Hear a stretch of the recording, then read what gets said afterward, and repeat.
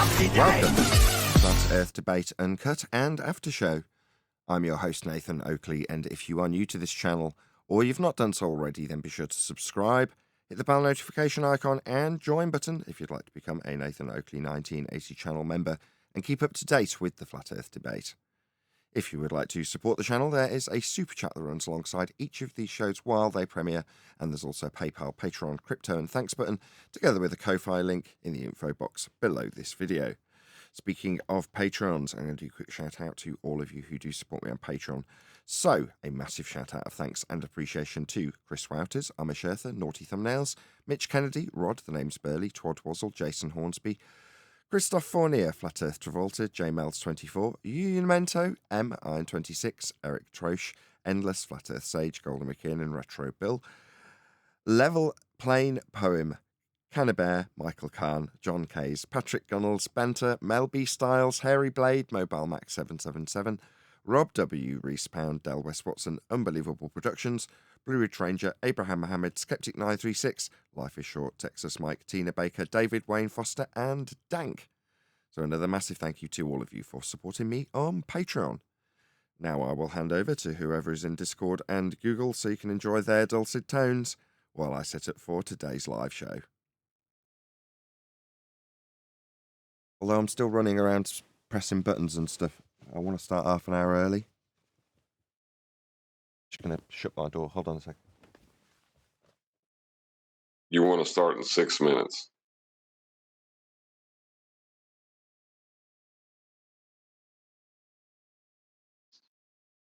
Refracted, you sound good.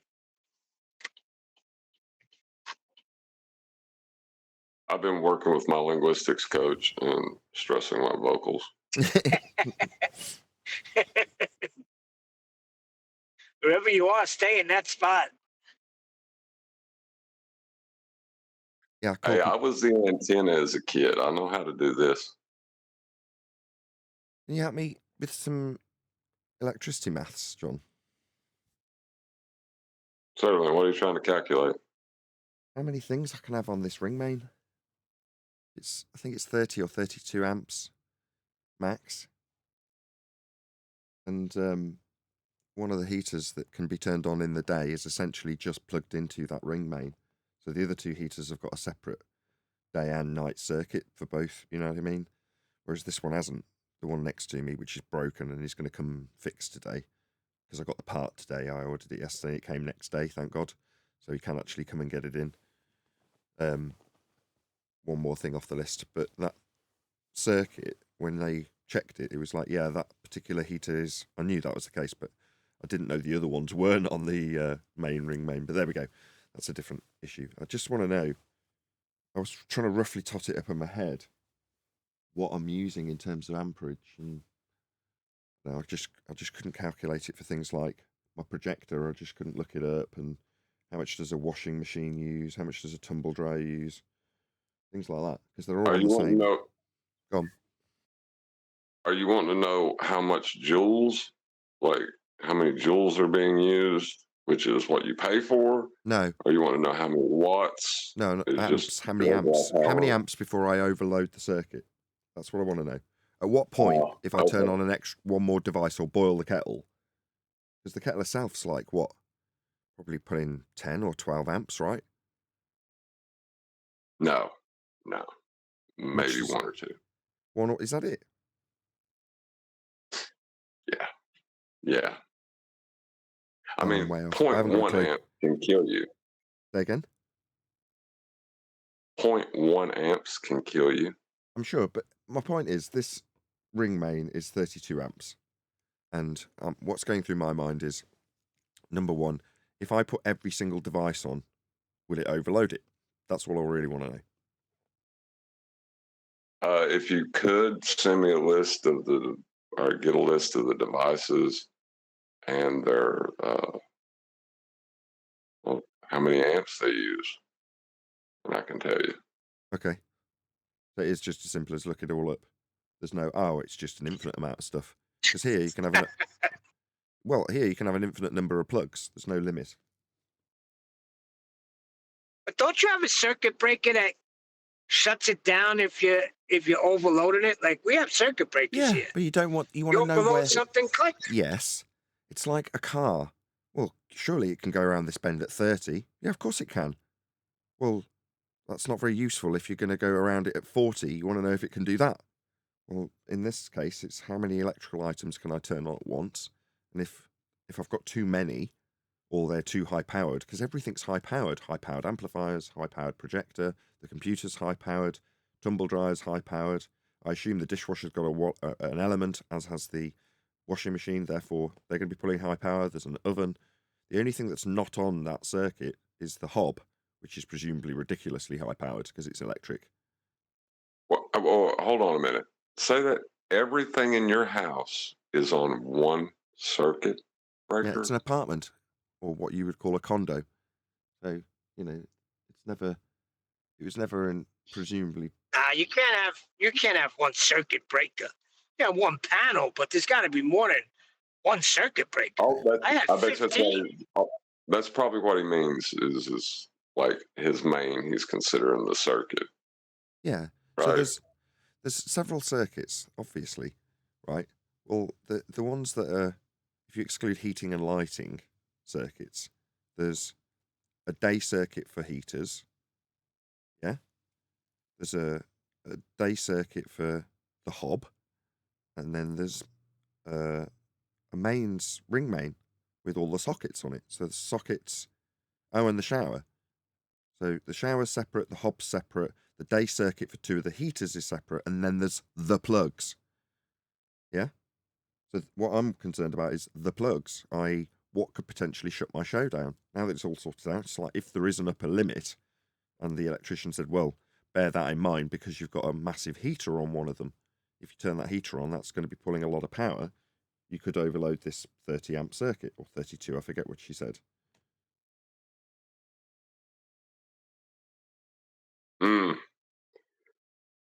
I really, really would like to see like your electrical system opened up, because I've never worked in Europe. I have a general idea how you do it over there, but there's so much different, just even in the terminology that we're using back and forth, like circuit, you know. For us, the circuit is a breakdown uh, from the main, but you're using circuit as a reference to the main. Am I? Yeah, I don't know if I am doing that. What I do know is we have much better power than you. So we have 240, you have 110, right? I'm sure you do have 240 for certain high-powered devices, right? Well, all of ours is standard 240.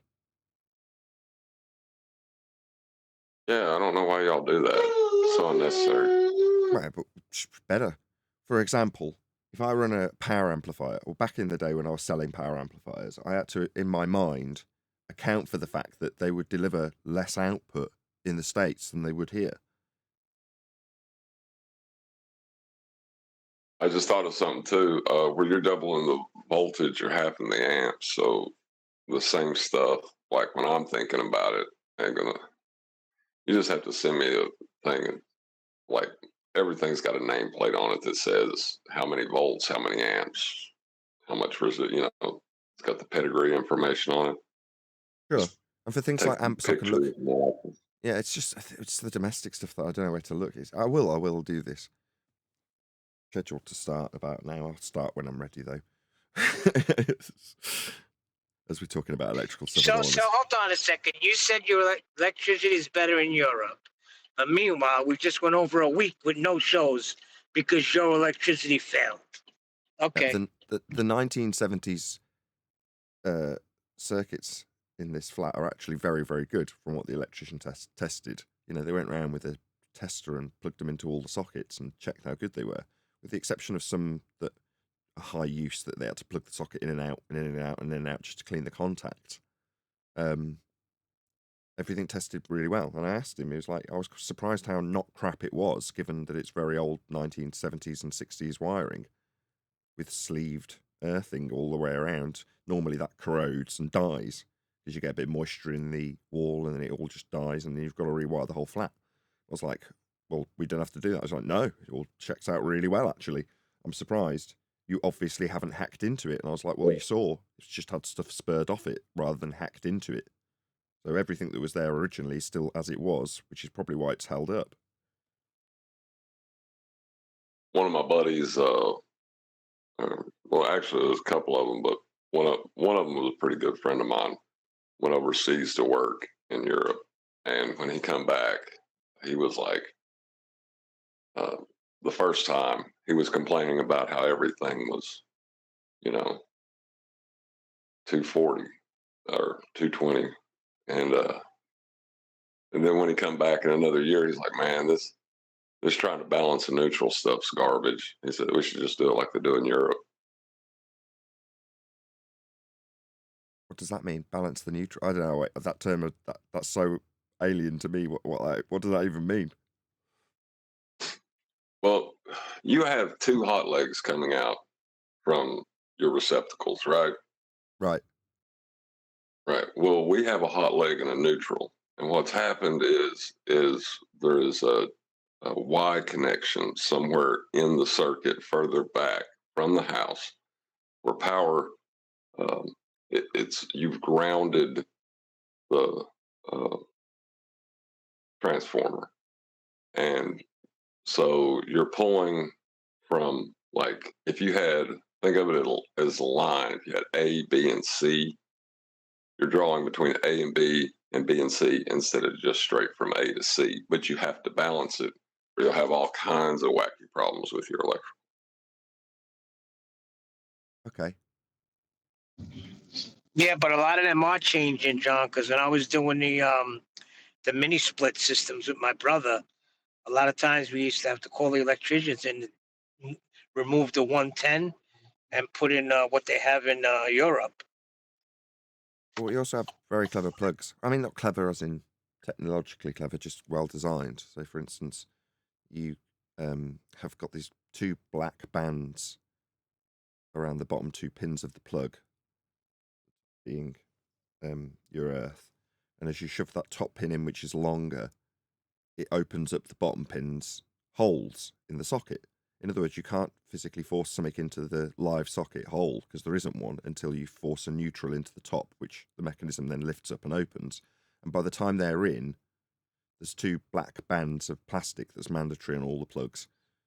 Probably, if you're a UK listener, you'll be like, really? And you'll look down at a plug and you'll go, oh yeah, there's two black bands, which means that by the time that those connections have actually gone in and made the connection, there's no exposed copper for you to touch. So, in other words, you can't put the plug halfway in and have a slightly exposed area. Yeah? The clever design. The UK sockets are excellent. And you take it for granted. And when I started traveling around the world and seeing, I mean, in places like Malaysia, you'd be horrified. You know, there's live wires hanging out of wall sockets that are attached to the actual What? mains and they're just hanging out, or somebody's twisted them together and you can just see them. And you're like, my God. And it's like, this is in a reasonably decent building as well.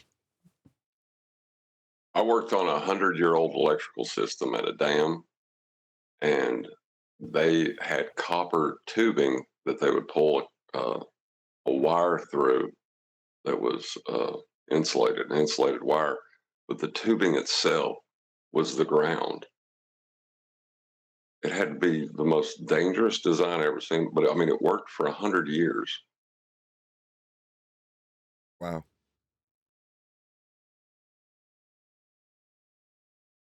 That's interesting, though. The whole how they started from when they discovered electricity to how they started, to what it is now.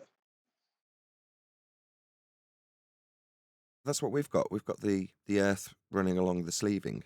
And that's what this apartment has. That's what I mean.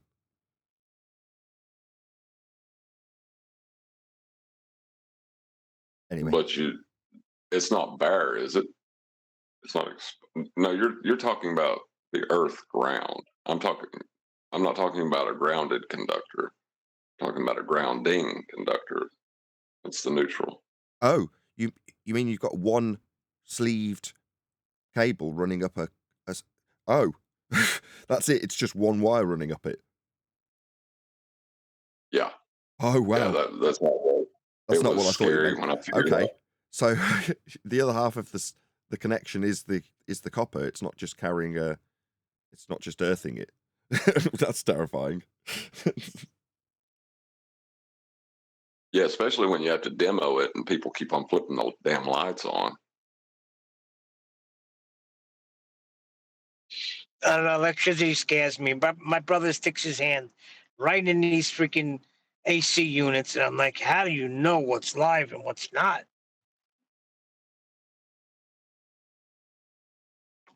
They have voltmeters for AC current. Doesn't work on DC.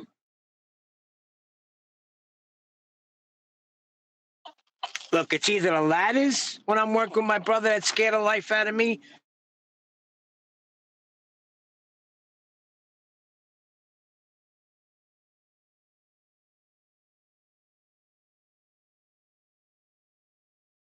Yeah, it scares me when they're Didn't poking around in these boxes with their screwdrivers. Yeah. Well, what scares me is you don't know who worked on it before you.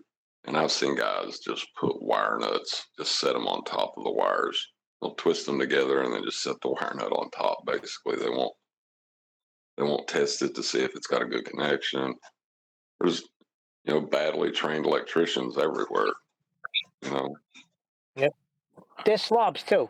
I could walk out of a room neatly patched, ready for flooring, and they'll come in and they'll put their outlet covers on or whatever little thing they're doing and just go from section to section and walk out and leave their little wires and their little packaging all over the floor.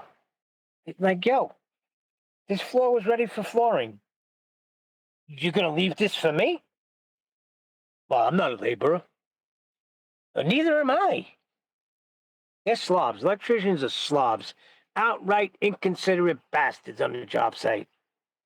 And I told you the one guy, he shut a whole building down on us because somebody got nasty with him. Next thing you know, everything's out.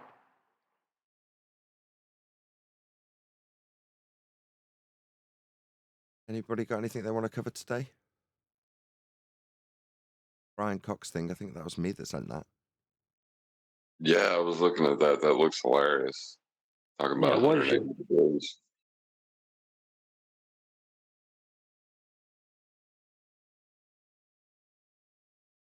Right, we'll use that then. We all ready to rock and roll? Hello, Discord, by the way. I've only had hello from Righteous, I think. Maybe Mush. Did you say hello, Mush? It was Duncan that said hello before. I'm still here. Hello. Hello. Yeah. Good morning, guys. Sorry, Nathan. What was that? I was just saying hello. We're about to go live, that was all. We're going live a little bit early because I've Oh, okay. potentially got a little man coming over to do a little job. That's all. All right, sounds good. Sounds good if it heats up this space I'm sat in now because I'm freezing. I'm not going to go on camera because I'm shivering. I was like, I'm not going to do this. I'm too cold. So I didn't even bother setting the camera up today. Anyway, we're going to go live, so.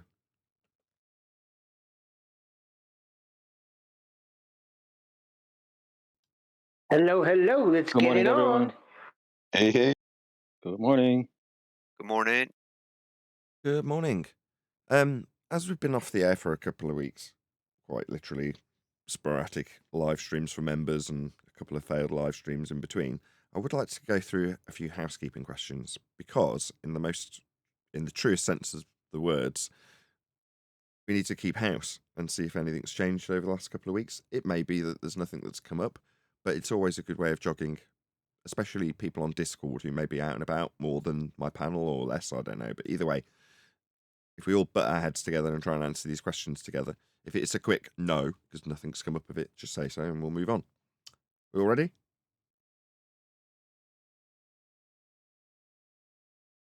We all ready? Let's do it. God, I've got to be a compare. Already. Okay, let's start with any evidence of a physical geometric sphere edge, that's a horizon, formerly known as Earth curvature. No. Can't think of any. That's okay. Just like to say, rack your brains for any examples of people debating it in comments, things like that. Any evidence of axial rotation of the Earth-based variety?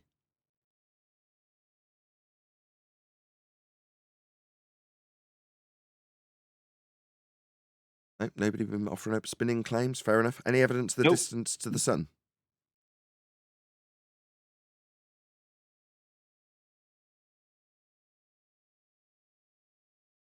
Also a no, clearly. Any scientific evidence of gravity? What's that? Bent space-time dimension invented by a man named Einstein, formerly mass-attracting mass.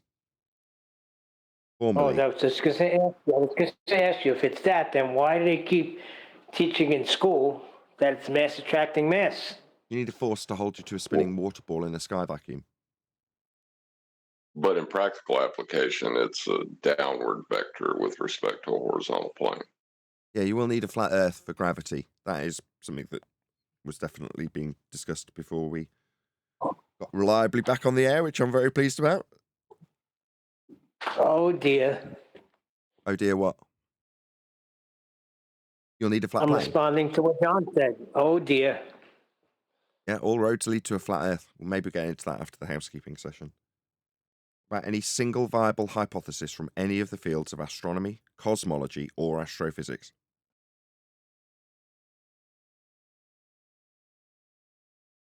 What about astrobiology? Yeah, astrobiology, was that the you are mopped guy? Yeah. What the I heck don't is think that? I that's never heard of that possible. before. I've come to the Is that conclusion really an actual field of study? I don't think that's a real field of study, is it? We said it was. a real pseudoscience field of study. Are you questioning that it exists as a study field at all, or are you questioning the validity of it as a pseudoscience, legitimate science field? Which one are you questioning? I'm questioning it as a field of study at all. Yeah, QE did say that there was a It- field of study with that title. Okay, so let Nathan break down the word astro. What does What's that? it these days? I don't know what to say when you ask me a question like that, Neil. The stars. Okay, biology. So you're telling me that somebody's dissecting stars? I don't know what to say. I was going to say that with that guy in mind, not necessarily this subject or segue, just seems to lie to himself. He's on the forum, he's on the platform, he's doing the rounds and saying, I don't see any reason to question this stuff. Like, you're lying to yourself that you're here to study our psychology, aren't you? When really, deep down, you've obviously recognised an issue. It's like you don't feel the need to go and study the Bigfoot psychology, do you? No. I am correct. There's something that's troubling him. This is where we say share your pain. Became really prevalent in that AMA. Anyway, we're in the middle of housekeeping. People projecting their pain with their questions. Because they would question those things, they ask you to come up with answers for them. Because you're the messenger of the doom and gloom for them of a flat earth versus their current paradigm and how it works. So the questions they have are their concerns for the change in paradigm that they would experience. Like, well, why would we even have rockets? You need to explain this. No, I don't. Share your pain. Any evidence of the R value? Earth radius.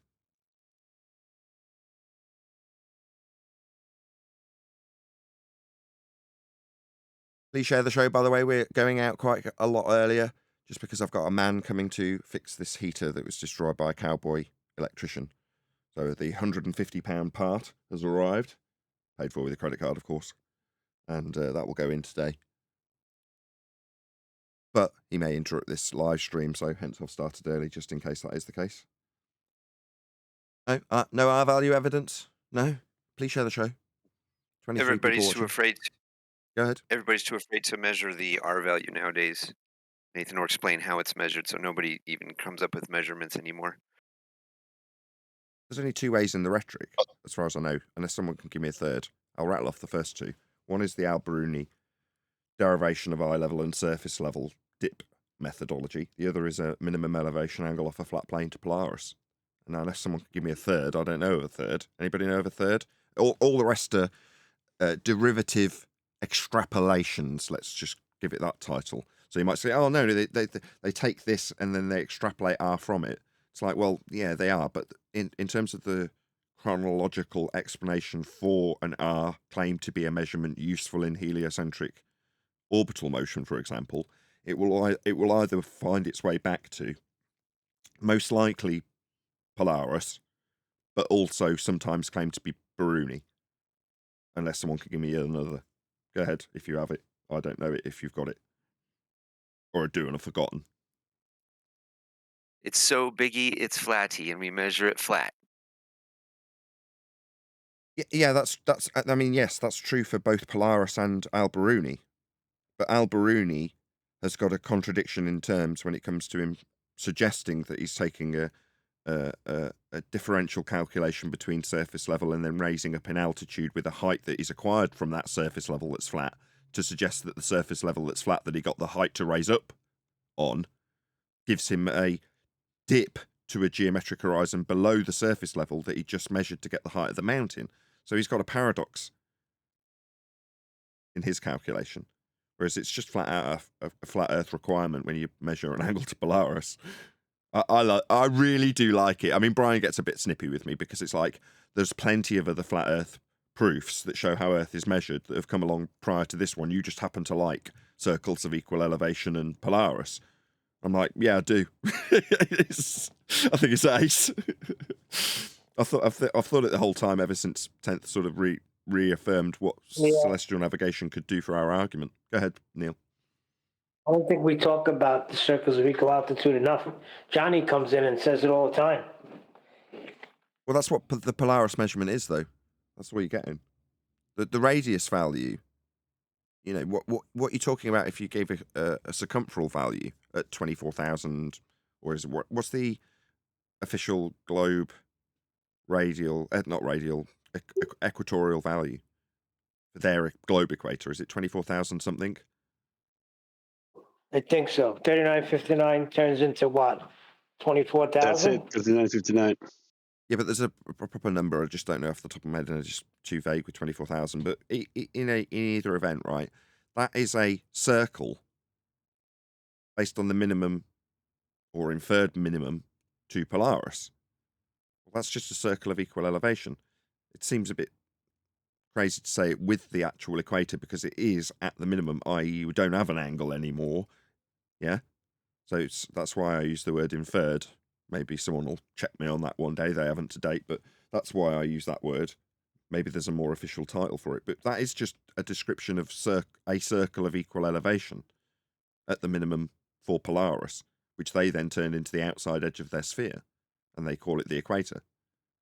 But as you move in, you're just talking about multiple, with latitude, areas of equal elevation, using Polaris rather than any other star that happens to be moving over particular parts of the land at a given time that we can track and plot and put in the almanac. It doesn't work like that with Polaris, and every reference to it is very specifically on the ground with an area of equal elevation. That's why I think it's so eloquent. Unless someone's going to disagree with me, to my mind, I just think because it's so useful in terms of the land itself and the negotiation thereof, I can't think of a better flat Earth proof.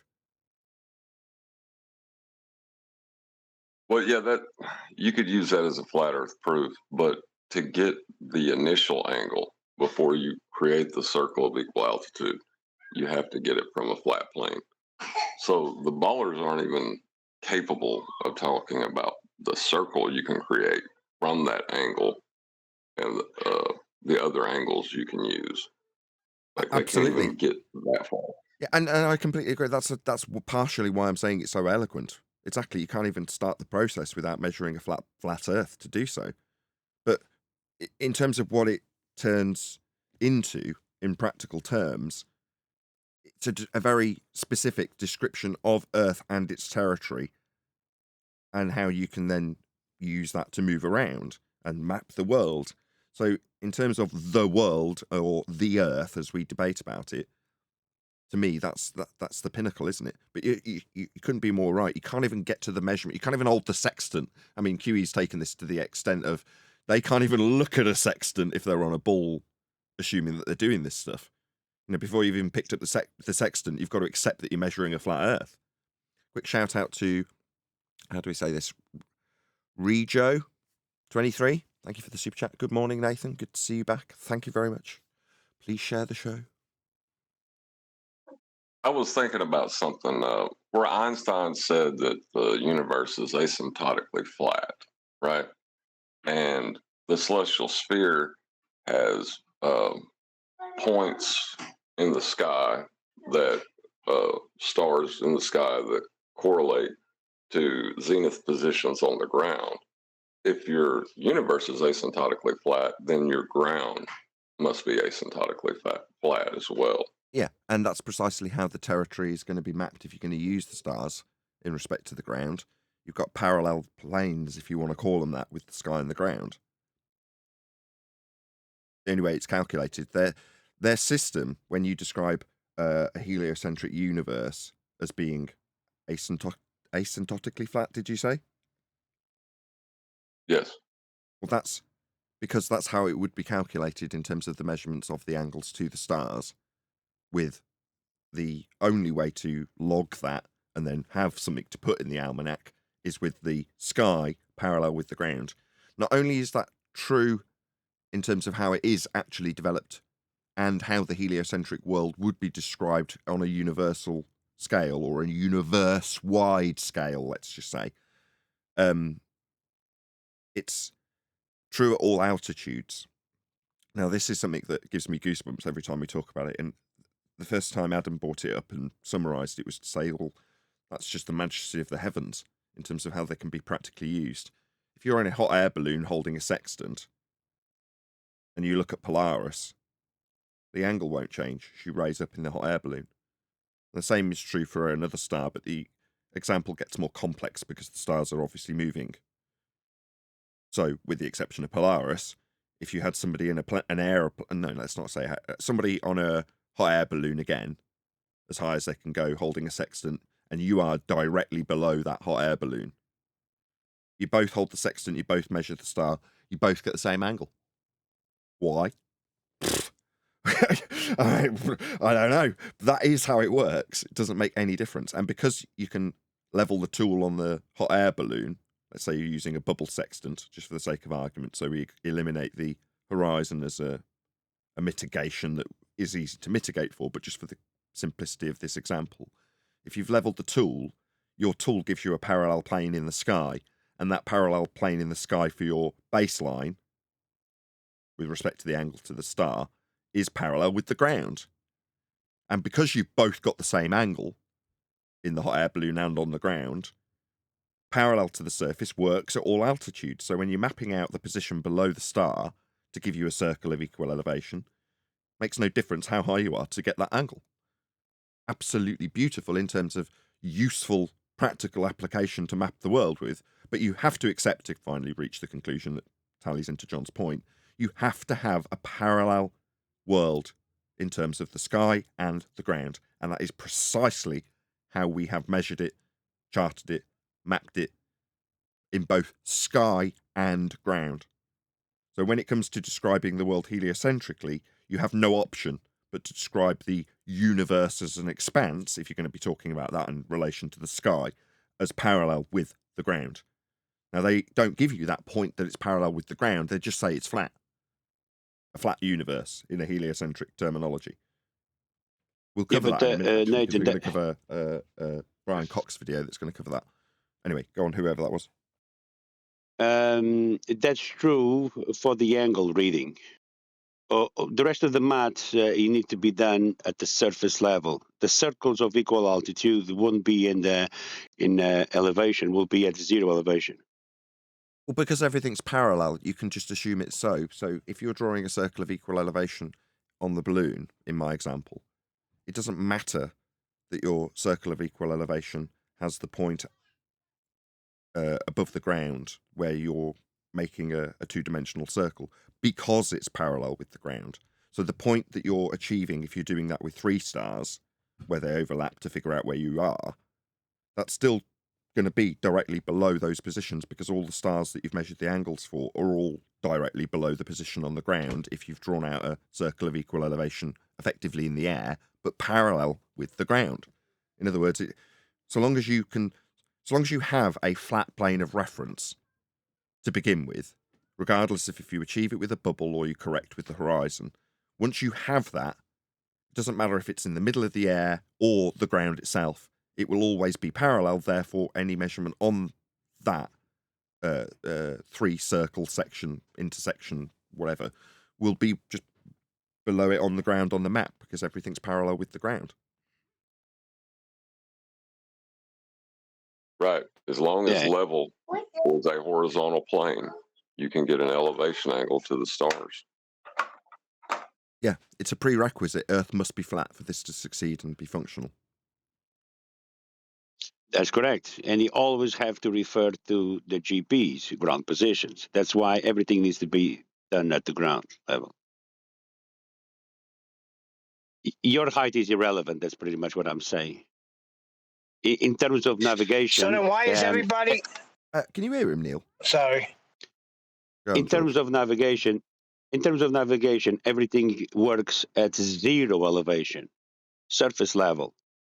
If you're not at surface level, you need to put yourself at surface level. In other words, you need to deduct your height. But everything is at surface level, 0 elevation. So then why is everybody saying it's not the ground? Because it's not the globe ground. It's like saying the second law of thermodynamics does not apply to the Earth. Yeah, it does. It's a law of nature describing how things that we experience on what we would call Earth occur as we experience them. That's what it's a description of. So to say it doesn't apply is the same as saying it's not the ground. No, it can't be the ground because their ground's curved. This is the ground. That's what you're navigating, but it must be flat. So they say, well, it can't be the ground then. Yeah, it can, and it is. Nathan, I'm not talking about the ballers. The other day in chat, you had about 6 people, supposed flat earthers, screaming about this. Right. Well, the thing is, right, the calculation is done from surface level in the celestial sphere model. It's all there is surface level in the celestial sphere model. All you need, because the stars are so amazing, is level to be a horizontal plane. So whether it's surface level, eye level, it's irrelevant. As long as you can take that angle measurement from a level horizontal plane, you can find your position on Earth. Let's just rattle our way through a couple more housekeeping questions. So, any evidence of a self-perpetuating molten iron core at the centre of a presupposed spherical Earth?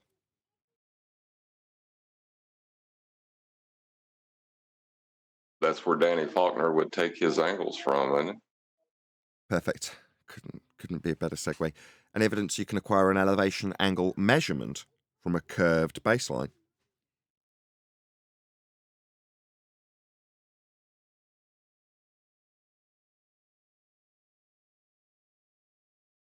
Okay, I think that's it. I think we covered all the housekeeping questions. Yesterday's show triggered a lot of fundies.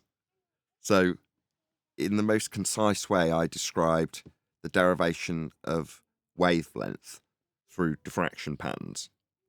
Now, to have a consistent explanation for why what they're going to call waves can move over a flat plane but still have a justification that they've negotiated a hill getting in the way, requires light behave as a wave. And yesterday's show, I didn't realise it until it made me smile when I was reading through the comments. I can't be honest, because I had a lot on yesterday, you can imagine. And I'm scrolling through these comments going, wow, a lot of people triggered by this. Oh, right. And I did see Brian respond to one of them. So one of them, both on the same sort of lines of, no, you don't understand what diffraction is. I Google searched it and it's talking about it making its way around buildings and stuff, so you're completely wrong. I'm like, okay, this is all a bit interesting. Why would this be so triggering? Well, because of the behavior of waves as they take it to mean, and that description means that you've got like ripples in a lake moving past rocks, and the rocks don't block the ripples continue after they've been interfered with by the rocks. Maybe that's why he was calling it diffraction. It's all starting to make sense. None of it made sense yesterday when we were covering Dave McKeegan's video, but now it all makes sense. There's a very real problem in their rhetoric for Earth curve. When light behaves as it behaves, it's not a wave. And like I say, Brian commented under one that was not a bazillion comments and replies, just going, yeah, light's not a wave. So this is quite a big problem for their rhetoric when they're talking about negotiating hills that should be in the way and aren't.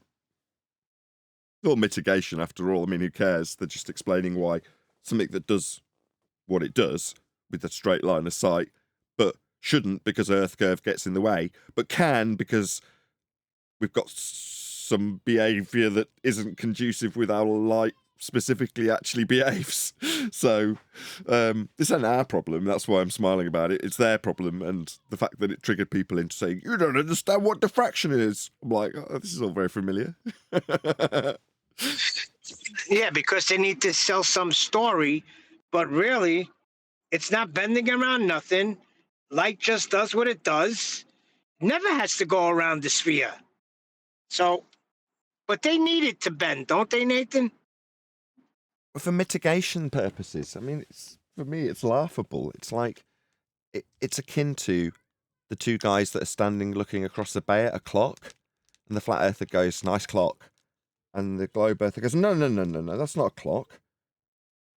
Earth curves blocking the clock. What you see there is a slightly looming non-standard refraction hyena holographic projection of a clock from behind the reified physical geometric sphere edge horizon. Therefore, it's looming. It's not a clock, it's a mirage. Earth curve should be, but isn't, in the way. Therefore, because it is in the way, but we can see it, it isn't really there. It's a mirage of the clock. Because Earth curve. And the flat earther goes, really? I just see a clock. Well, in this case, signal goes from A to B because nothing gets in the way. No problem. Flat earther goes, yeah, what's the big deal? Yeah, we received the signal because nothing got in the way of it.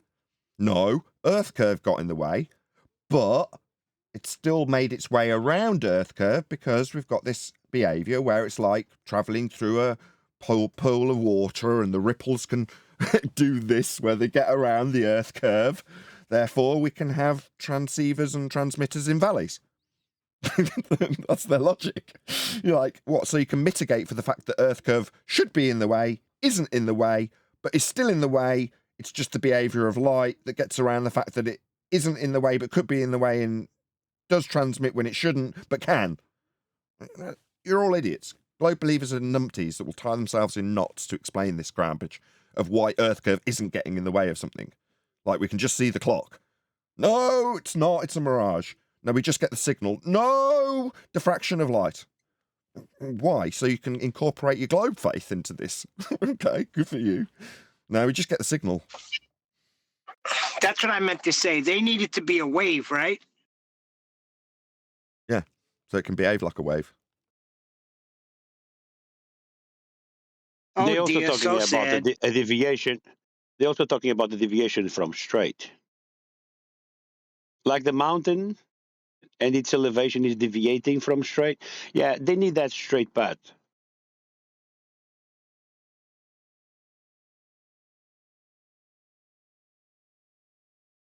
Okay, so say Say that again. I didn't hear him.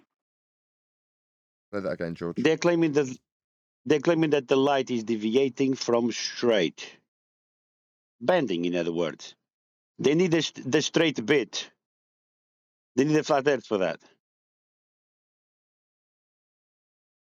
That's why you level these instruments they use to send signals.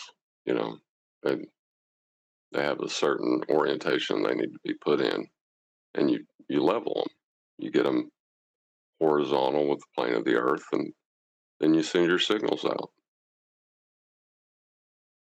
You mean like an equatorial plane with north, south, east, west?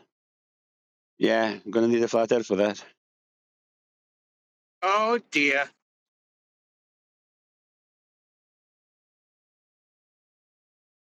Okay, so we're going to be covering a video.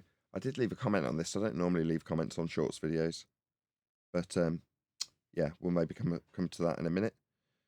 So this is Brian Cox and Joe Rogan having a little chit chat about how we will be dealing with the universe. And as we discussed in housekeeping, you have to deal with it this way. It's how it's measured. Earth's measured flat, and the sky is parallel with the Earth, which is prerequisite flat to get angle measurements and describe all this stuff.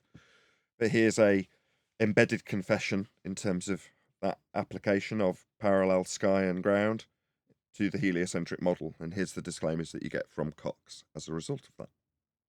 Like that, my brain doesn't understand this, because from our perspective, when you look up at the Milky Way, you see all these stars all over the place. So if you're saying flat, like how much height and what are you saying So in terms of like the way to measure it? the best way to think about it is not to think of 3 dimensions of space, because Is he telling Joe when he said measure it and height? Those were his specific questions. Cox's immediate weasel response, that just makes you want to slap him, is to respond in terms of how we should think about it. No, I don't need to think about Jack. I need you to tell me how we measure it. What's the height? That's what he asked. So tell him how he should think about it, because you should immediately, if you're Joe Rogan, that is, recognise a con man when you hear one. Now, the way you need to perceive this is, no.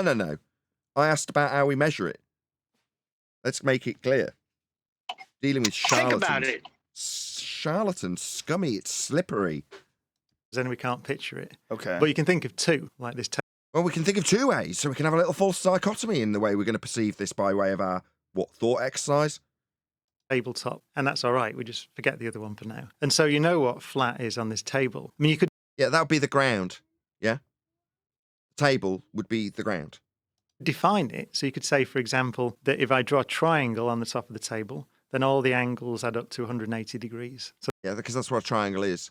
See, what he's got in the depiction above him now is not a triangle. See how he's got these angles drawn out? Yeah, that's not what these are. If these are bent lines, they don't form angles. So he's about to come up with some nonsensical garbage about how the globe does not work because it doesn't add up. So that actually defines flat. If you did that on the surface of the Earth with a big triangle, then the angles wouldn't add up to 180 degrees. Well, they wouldn't be angles, would they? Are you a bonehead? Do you not know what angles are? Do you think curved lines meeting at vertex points, as you've drawn them on this globe, are angles? You're a bonehead. Or you could draw a circle and say, what's part? Hold on. Go ahead, John. Well, the quadrant-based geometry to project out an angle from an equatorial plane inside a sphere to the surface of said sphere still requires a flat plane. So when he's talking about these angles on the surface, it's quadrant-based bisection with an R, and that is still planar geometry. But that quadrant is describing a perspective-based system that is, in my humble opinion, incapable of reification. The actual surface versus the sky that you're measuring to then describe with a curve through the perspective view that you'd form with the celestial sphere, polaricentric, doesn't exist. That's a perception-based curve, isn't it? Yes. But even if you can That's why you have describe to- it, it would be not pseudo. What's the word for not actual? It would be an apparent curve, would it not? The stars Well, that's what they call- apparently. What I mean by that is, if you're going to map it out, and you've got a star that could, by coincidence, start at your zenith and throughout the night recede towards the horizon, it apparently crashes into the ground. Well, that's the apparent curve that you'd be describing with that quadrant, isn't it? Yes. Relative to the flat plane you're standing on. Yeah, but you're still just taking angle measurements to a parallel sky to the ground to then to go forth to then describe what could be at a given moment in your view as a dome over your view. I could have my electrician on the phone. I think I'm getting a phone call. Can you talk amongst yourselves for a minute while I take this call? Yeah, John, Oh, this he's drives given me up. crazy, John, because there's no way that they are ever standing on anything but a globe in their Can you rhetoric. take this phone? So I'm In case tired of That's why these they always- angles coming from a freaking flat plane when they're standing on a globe. I want them to get it on a globe. You can't get angles That's why from they a always have globe. to say. Well, that's what they Well, always that's have to over say. then. Go Well, ahead. they always have to say that you have to think about it differently, right? You can't just measure something. You have to think about it differently first. Yeah, but see, that's why Joe Rogan should have said, wait a second. Why are you telling me to think about it a different way than how I see it? Well, good. Hopefully someone will trim this out and send it to Joe Rogan and say, you know, you asked Cox this question about how you measure stuff and the heights of stuff. You didn't get an answer. Well, there's a few flat earthers that did give you a very explicit answer that was directly linked to measurements of Earth and how we deal with it when we measure it, and heights of stars with an explicit description of how the angle measurements work at all altitudes. So you can only utilize it as a parallel plane, ground and sky. And then infer perspective. That would be your celestial view when you take a star that's at your zenith and watch it recede towards the horizon. That would be the arc of the dome of the celestial sphere when you infer that there are curve angles to be measured when describing them like a bonehead, as Cox did in reply when asked simply, how's this stuff measured? I paraphrase. But hopefully someone will send this to Joe. Say, no, the flat earthers actually did answer you. Cox did not take you to a false dichotomy and asked you how you would be perceiving and thinking this when he told you how you'd be thinking about it. It's an outrage, really. These people are bloody wizards. Con men, charlatans, frauds. When you're asked how you measure something, don't tell someone how they should perceive it. Hello, Adam. Afternoon, guys. Pi. So pi is the ratio of the circumference of a circle to its diameter. That's only true on a flat surface. It's different if the surface is curved. So you can define flatness. When you say flat, like that, my brain doesn't understand this, because from our perspective, when you look up at the Milky Way, you see all these stars all over the place. So if you're saying flat, like how much height and what are you saying So in terms of like the way to measure it? the best way to think about it is not. Yeah, that's it. It's only a very short video, but I thought I'd summarise it again at the end. Best way to think about The this best now. way- Let Joe Rogan know at Nathan Oakley 1980 sent me to actually answer this question. The best way to think about it is to not think about it. Is that what he was getting ready to say? We heard the rest of it. Not to think of 3 dimensions of space, because Not to think of 3 dimensions, because you can't. When you're talking about something parallel with something else and it doesn't alter with altitude, then you've just got 2 parallel planes. That's all you've got. Sky and ground. Has to work flat. And that's how it does work. Very well. That's how we've charted Earth. Earth is flat. In case you're just tuning in, Earth's flat. It's measured flat. It's charted flat. It's dealt with flat. And so is the sky. Now, you can go on to extrapolate out a perspective view into a dome or a sphere of the heavens, and then infer that your measuring tool is the ground you're standing on when you measure from within that globe Earth. That's the only way it works, because it has to be flat. It's a prerequisite. The ground has to be flat. Yeah, but if you ask somebody to give you a measurement of your table, and they said the best way to think about this measurement is to not think about this measurement, would you slap them? It's not don't think about the measurement, but don't view the way in which you're going to take the measurement with the parameters that are defined within the measurement. If you think of it as a definition of its parameters, then that's going to be more confusing when we try to confuse you with space-time. You just confused the hell out of me, Adam. So if you're just tuning in, we've started a lot earlier than we would normally. So if you're thinking, oh, right, this show will last a little bit longer, we've probably got about 20 minutes left, maybe 25 minutes left of live show. We're running early because I think I've got a builder bod coming to fix a heater that was destroyed by a cowboy. And I've mentioned that before on this live stream, but just in case it abruptly ends, I wanted to let everyone know in the audience prior to that being the case. However, we are obviously live, and it's good that we are. So please share the show if you've not done so already. Smash the super chat, hit me up on Ko-Fi, all those good things that I'd normally call out. And, as the link's just gone by, please let that videographer, it may not be the Joe Rogan Experience, I just picked it off of whatever the shorts were presented to me, so it may not be him. But either way, that videographer can get messages that they've had their video for whatever reason, if they've trimmed it out of Joe Rogan Experience. Good for you. You're getting people come to your show. But I'd rather Joe Rogan got an answer as it's him specifically in the video. Either way, hopefully people will share this show more importantly.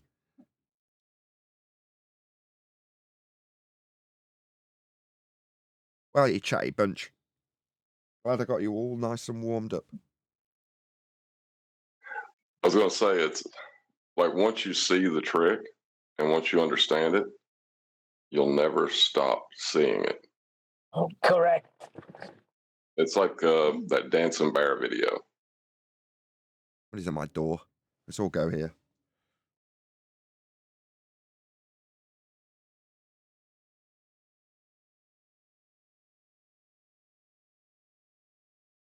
I think Nathan's right. They're magicians, man. Charlatans and liars. And they're scrambling right now because Flat Earth is not going away.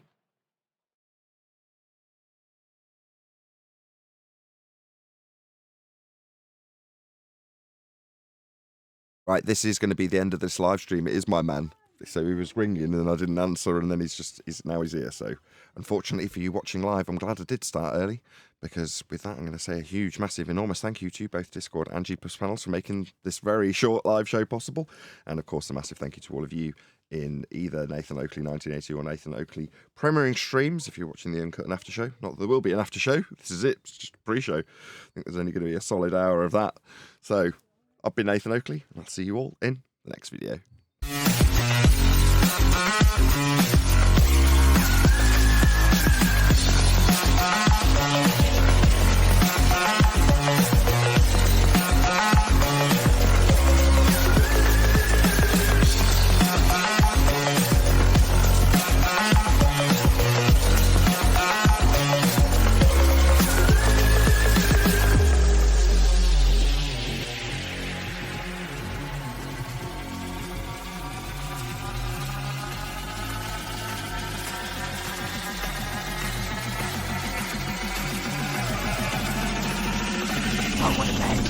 What a lovely day!